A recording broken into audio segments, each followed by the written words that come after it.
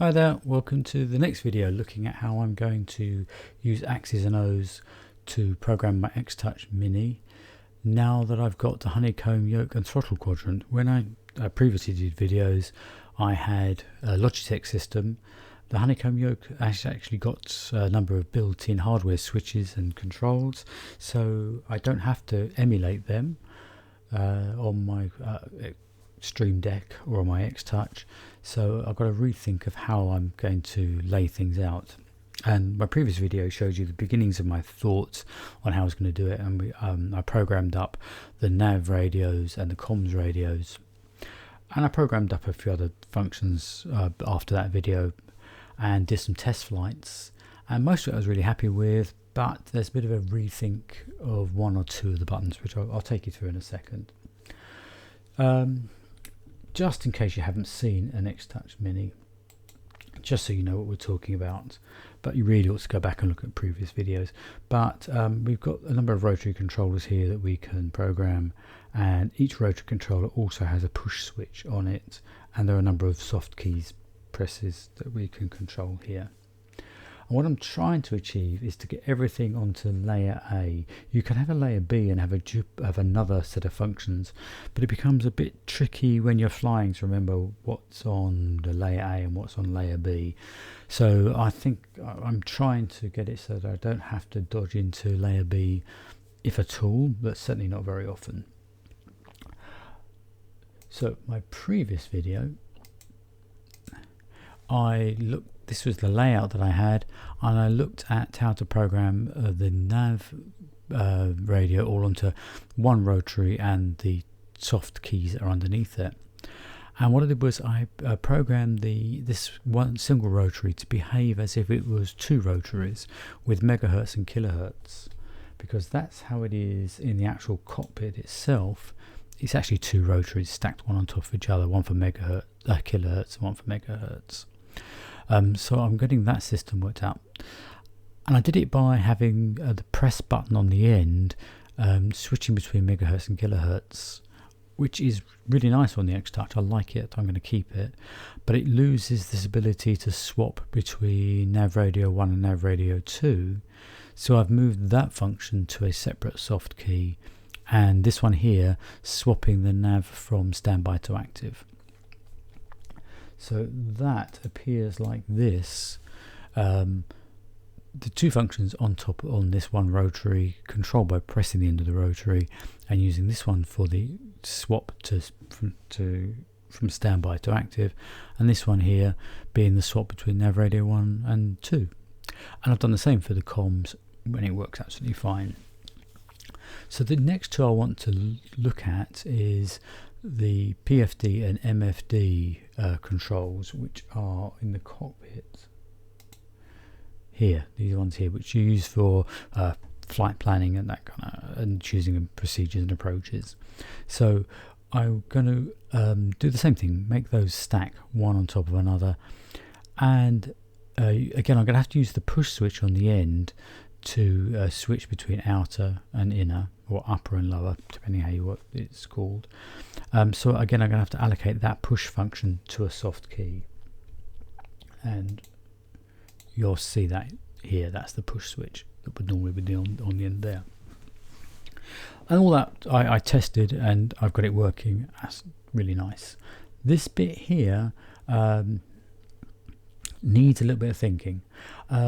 On the Honeycomb throttle quadrant, you can control the course here, but you can only control nav radio 1, the localizer, or VOR1, depending which mode you're in.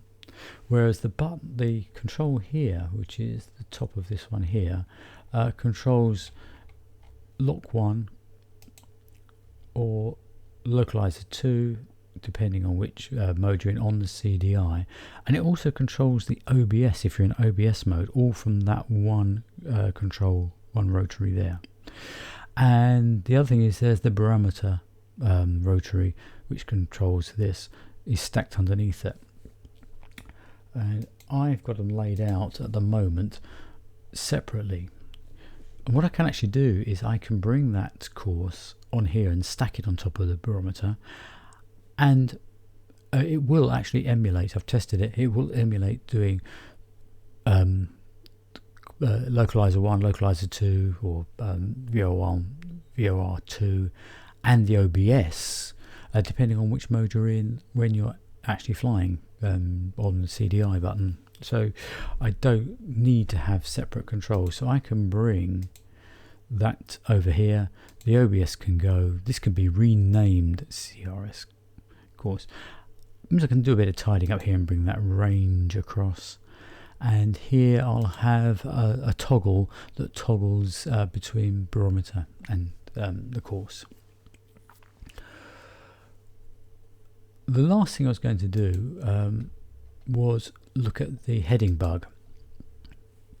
Now you can control the heading bug from the throttle quadrants, but you have to turn a multi selector switch to heading mode and then turn the rotary to another rotary to change it, and it works, but it's a bit fiddly in flight. And I use the heading bug quite a bit when I'm flying, so I've got an empty space here, so I'm going to allocate the heading onto the same button as the range, which changes the range of the map. Now I can switch between those quite happily. So I'm going to try that as my layout. The other thing I've done here is I've just tidied up my layout of the text and logic a little bit. You need a variable to control each of these, to control which mode it's in, and it's basically a boolean. It's 0 or 1, true or false. When you create the variable, because these are the local variables that I'm going to create, when you create them, it creates them with the value 0. So that's the false, the untrue. So I'm going to use this bottom one here, which is not the default. That's the second option.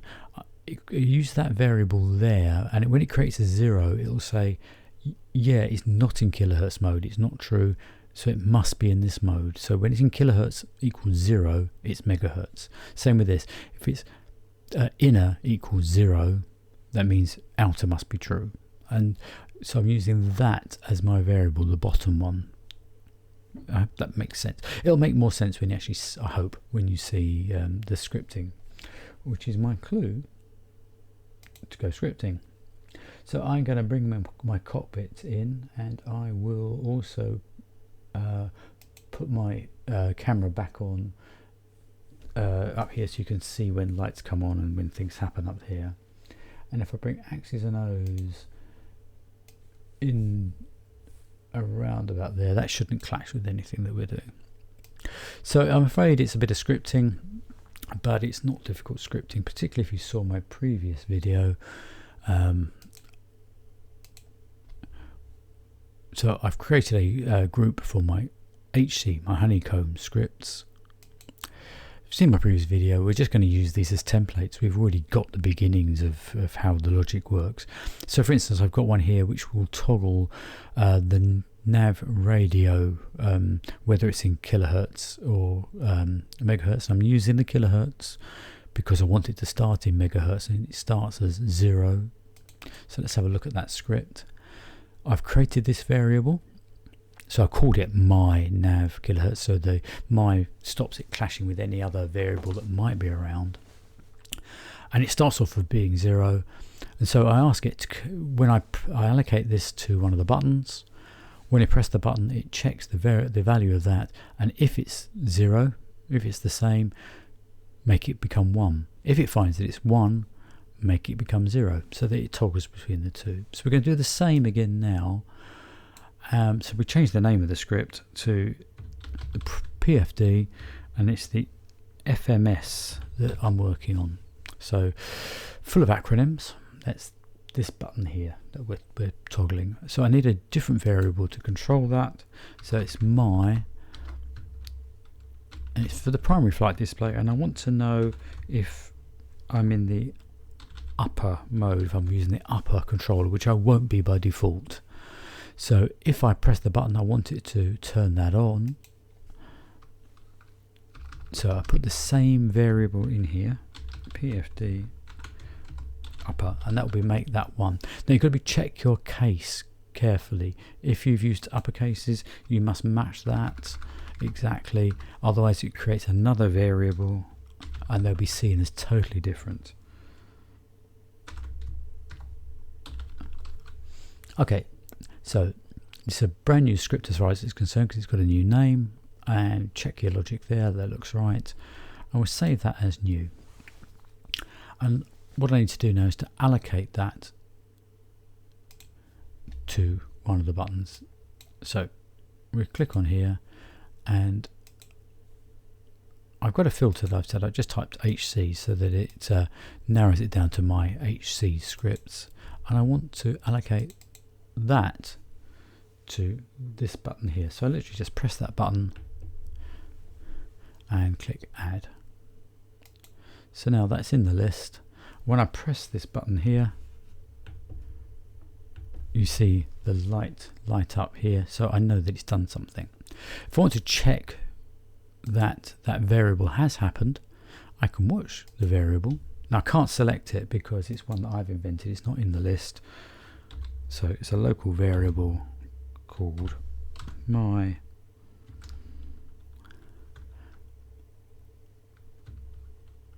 PFD upper. Now this way, gotta be careful, lowercase there, my PFD upper. I will add that to my watch list, and when I press this button, you see it's going between 0 and 1. So I definitely know it's toggling, definitely know it's working. Now what I've done on these ones here, when it toggles, I've got it so that it lights up all the LEDs, so I know I'm in kilohertz or megahertz, and I want to do the same here. So when I'm in the lower button, the default setting, there's no lights. When I press that button, I want it to light up, and that is controlled by an aircraft automated script that I wrote, and I've allocated it so it automatically runs this script repeatedly every 100 milliseconds. So it checks my variables and turns the lights on and off depending on the variables. So my script for my LEDs looks like this, and this is for, say, for the comms radio. If it's a 0, I want you to turn all the bulbs off in location 10, and that's this one here. And if it's 1, if it's anything else, but it can only be 1, I want you to turn them all on, and 27 turns the whole ring on. So I'm going to use exactly the same structure, so I can copy exactly what I got there down here and change the variable that it's looking at. So it's not looking at the comm variable anymore, it's looking at my PFD upper variable, and it's not bulb 10, it's bulb number 11. And it's not a new script, it's exactly the same, it just has stuff added to it, so we update that script. And now when I press number 3, you should see lights coming on and off. So that's working absolutely fine. What I need to do now is to write a script that will make this work when I turn it. So it's very similar to this one here. There's two scripts, one for decreasing and one for increasing. So let's have a look at the decreasing one. So this one here will check the nav radio, and if I want to work in megahertz, when it's in 0, I want it to work in the megahertz mode. So it will do this function. It will decrease as if I've turned the large knob, and if it's in 1 mode, which means it's kilohertz, it will do a decrease but on the small knob. So I need to change that to my PFD upper, and I need to completely change this. So I'm going to wipe that out, delete.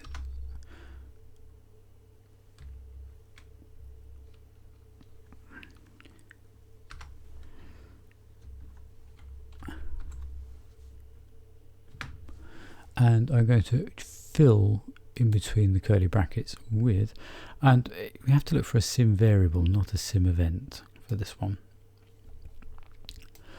So I need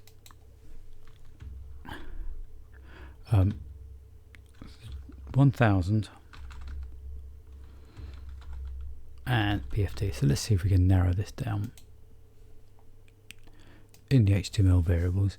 And what I'm looking for is the FMS. There it is, the PFD FMS, and I want to do the lower button decreasing. So we'll put that in here. Okay, so if it's not in upper, then I want you to change the lower. If it is in upper, I want you to change the upper. So I want to put the same function over here. So PFD, and I can change that to FMS, so I don't have to go and find it again. I can actually just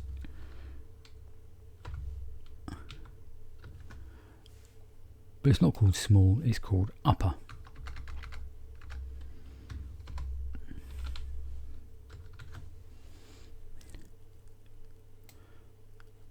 Okay, so it is checking that variable.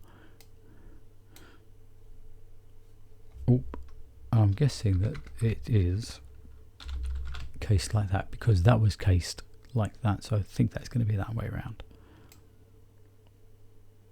They're both decreasing, it's just which button it is that it's emulating, but it's the lower or the upper.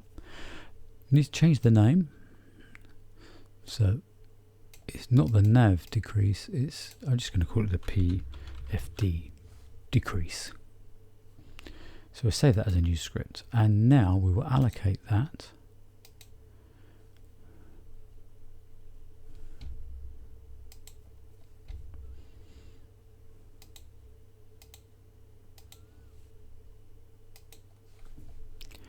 and I want that one to be my PFD decrease. This one here, turn it to the left, click add. Now it's actually a difficult one to test, but if I go to flight plan here,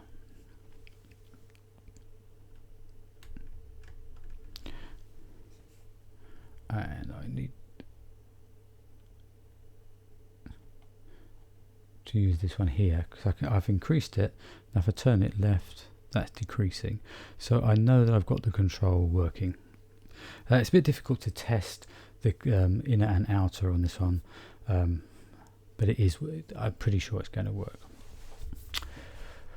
Okay, let's come out of there. But anyway, we've got control of that, and what we need to do now is to go back into Axis and Ohs and the scripting, and we need to make the increase version of it, which is again relatively simple. Once we've got the templates, it's not difficult to edit it.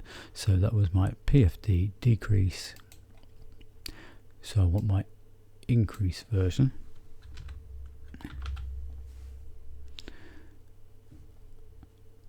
So it's a question of just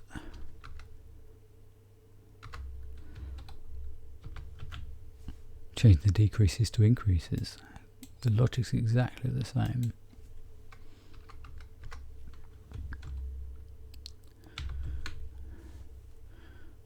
So that's my increase, save as new, and now allocate it.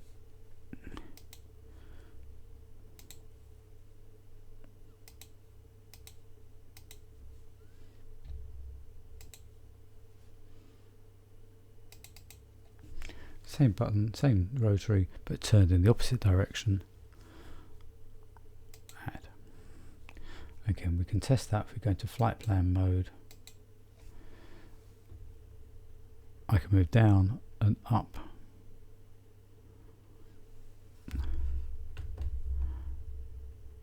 And I've now moved it into using the upper one, so I can change the characters.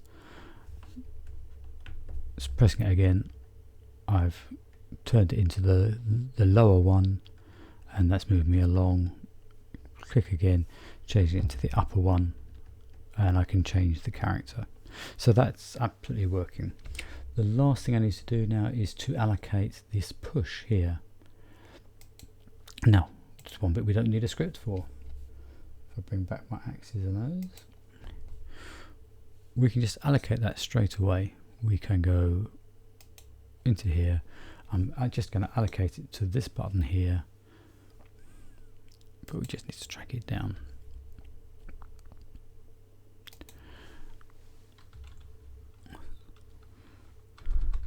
So the 1000 PFD, apply that filter, and I'm looking for the FMS push.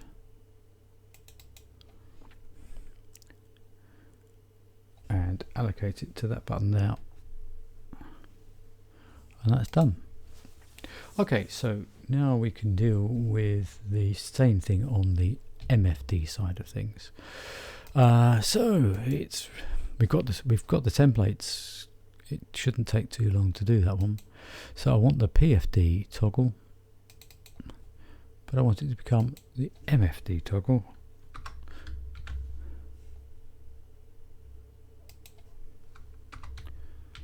MFD, MFD, MFD, save as new. So we've got the toggle. We need to do the LED script so the lights work. So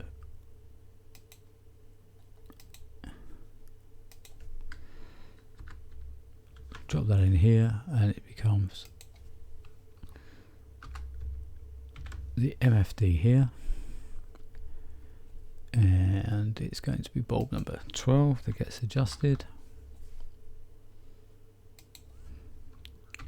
This one we update because it's just adding more to an existing script. I need to have the PFD decrease and increase. I need to change that for an MFD version.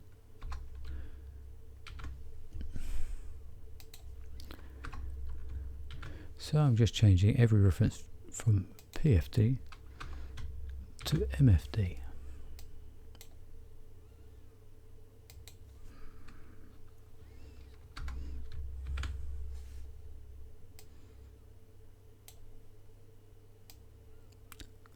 Yep, that looks fine. So we can save that as a new one, and we'll do that was the decrease, we'll do the increase one.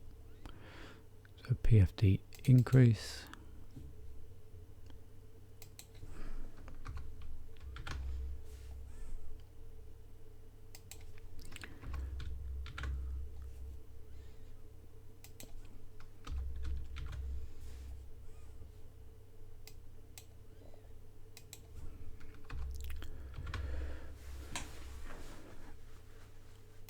That gets saved as new.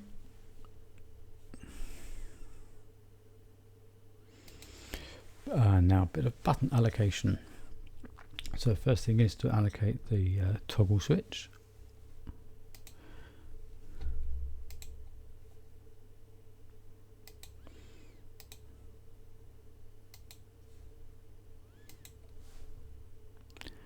And the toggle switch is to toggle the MFD. So that's this button here. And again, we might as well test it while we're here because we've got the script running, so we can see that's working. And now I want the decrease and the increase allocations.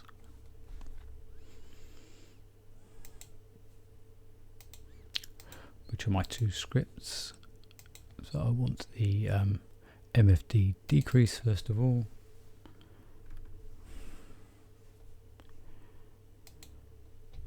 And now we'll allocate the increase.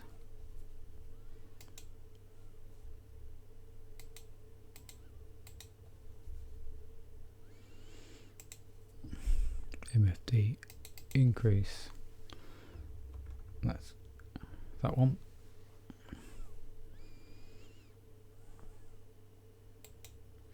and now the push switch has to be allocated here, and there's no script for that. It really is go find it time. So it's not the PFD that we're hunting for, it's the MFD this time.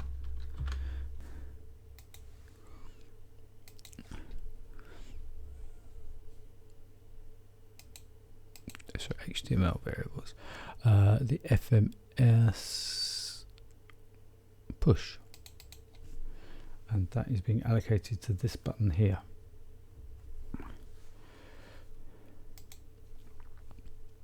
Okay, so if we shoot across here, again we can just check that this is working. So if we drop ourselves into flight plan mode, when I press this button, that should give me a cursor. So it's this one here. That gives me a cursor. I can then roll that up and down, so I can go to here, change it into the upper button, and that lets me put in the character. Pressing it again lets me roll across. I'm into the upper mode so that I can put in the character. So guaranteed, definitely working. Let's come out of that. Sorry, I have to enter that. It's not going to like it, but we're out of the mode. Okay, so we've now got 1, 2, 3, 4 allocated. I can go on. Let's remind ourselves of what we're going to achieve. Actually, I might leave these for another video. That you've seen enough today. That's enough to get on with. I'll do these two in another video for the course and the heading. Otherwise, these videos do get a bit long. So I'll have a break. You can have a break, and we'll get those two set up now. And I'll see you in the next video for those. Okay.